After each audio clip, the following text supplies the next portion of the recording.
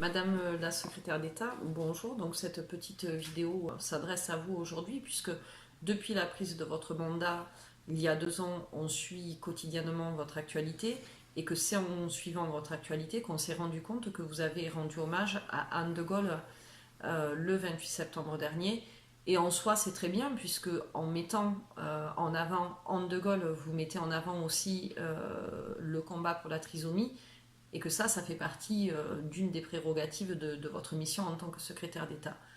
Mais moi, j'ai envie de vous dire aujourd'hui que là où nous, on vous attend, c'est sur les déclarations que vous avez faites en janvier 2018 au CNCPH, où vous disiez de manière claire que vous alliez être intraitable au sujet de la maltraitance. Nous, depuis janvier 2018, on fait comme Charles, on attend, et on attend, et on attend, mais on attend dans le vide puisqu'il n'y a pas d'acte fort, concret, qui puisse nous dire qu'effectivement, vous allez vous engager de manière claire dans ce combat contre la maltraitance. Moi, des exemples, je vais vous en donner.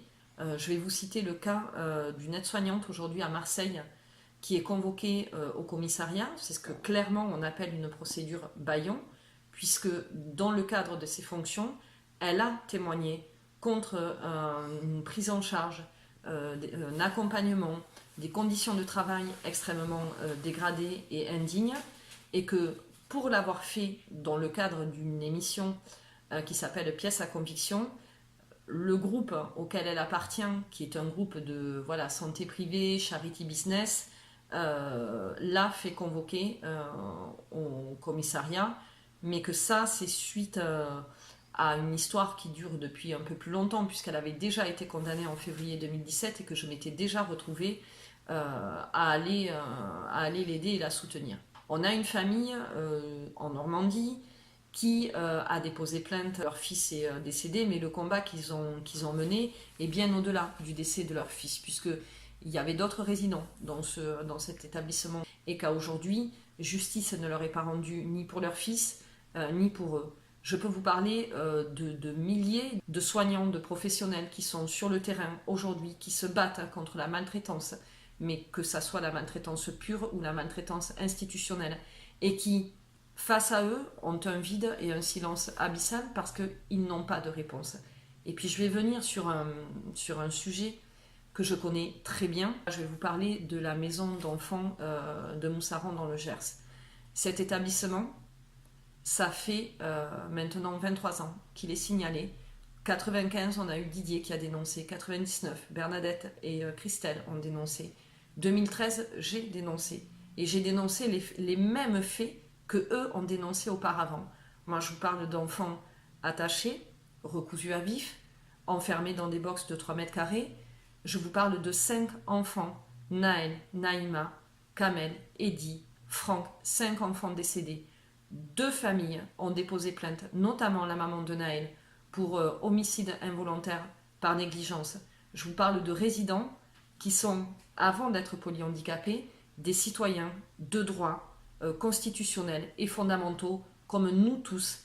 Ils n'ont pas eu dans cet établissement le rapport de l'ARS corrobore nos dires, pas de prise en charge gynécologique, pas de prise en charge dentaire, des enfants qui avaient un jeûne extrêmement excessif, ces enfants qui revenaient à la maison, qui avaient faim. Et pour avoir dénoncé cet établissement, j'ai été mise en examen après 2 plaintes en diffamation par mon employeur. Ces 2 plaintes m'ont amené à être 2 ans assignée en résistance à la maison, où il n'était pas question que je me taise et où j'ai continué à me battre auprès de Bernadette et d'autres. Et finalement, en novembre 2017, après un procès extrêmement pénible où je me suis retrouvée dans le box des accusés pendant 3 heures à devoir répondre aux questions, j'ai été relaxée. On pourrait penser que c'est une victoire, et c'est une première victoire. Mais ça, c'est pour moi, en tant que professionnel. Maintenant, pour les résidents, Madame la secrétaire d'État, qu'est-ce qu'il en est? Moi, je vais vous dire, pour ces résidents, on n'a toujours pas de justice aujourd'hui, au bout de 23 ans.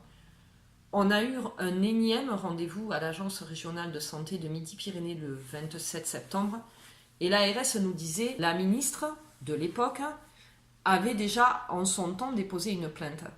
Oui, mais une plainte pour détournement de fonds, pas une plainte pour maltraitance. Et quand on leur a demandé de faire leur job, de déposer plainte, article 40 du Code de procédure pénale, ils nous ont répondu qu'ils ne pouvaient pas surseoir à l'autorité au-dessus, c'est-à-dire vous, mais aussi la ministre de la Santé et le chef de l'État Emmanuel Macron. Alors, moi je me dis, et c'est là l'idée de ce message, c'est que il serait de bonne loi, et c'est ce que nous on attend aujourd'hui, qu'en tant que secrétaire d'État, vous mettiez en accord vos déclarations de janvier 2018 sur le fait d'être intraitable avec la maltraitance, de mettre ces déclarations en accord avec des actes, et cet acte-là, c'est déposer plainte contre les dirigeants de cette institution, contre les responsables de ces actes de maltraitance, au titre de l'article 40 du Code de procédure pénale, et de déposer plainte pour des faits de maltraitance. On a un dossier, on a toutes les preuves, on a travaillé avec l'ONU, on peut travailler aujourd'hui de concert avec vous, on peut se rencontrer.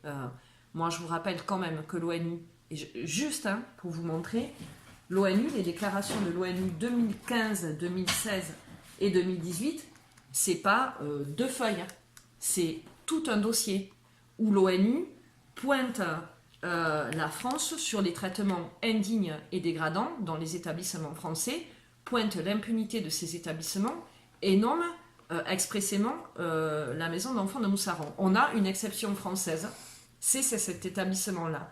Donc, pour les familles, mais surtout pour les résidents, c'est même pas pour nous, c'est même pas pour Bernadette, c'est même pas pour moi. Pour ces enfants, pour ces ados, pour ces adultes qui, avant d'être polyhandicapés, sont des citoyens français dont vous avez la charge, parce que vous êtes secrétaire d'État, déposez plainte pour enfin que la lumière soit faite dans ce dossier, pour qu'enfin la justice passe, pour qu'enfin il y ait un juge d'instruction de nommer, et pour qu'enfin les 5 familles que je vous ai citées fassent leur deuil. Moi, quand j'entends le directeur adjoint nous dire que c'est du passé, qu'aujourd'hui il faut aller de l'avant, c'est circulé, il n'y a rien à voir.